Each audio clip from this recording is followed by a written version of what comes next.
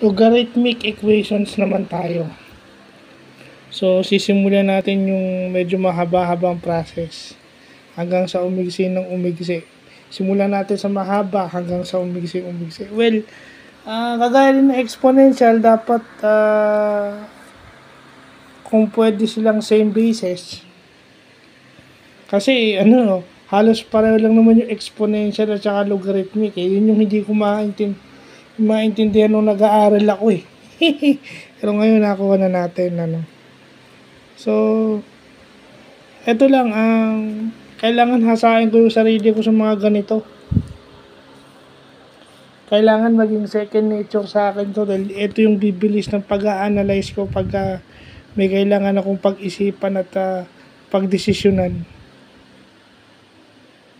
Kasi math follows rules. Ganon din yung mga desisyon na gagawin ko as PWD Vice President sa buhay, di ba? May mga rules ako, meron akong kailangan i-consider.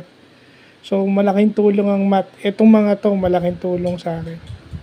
So, ito muna gagawin natin. Hanggang bukas ang madaling araw siguro. So, yun lang po.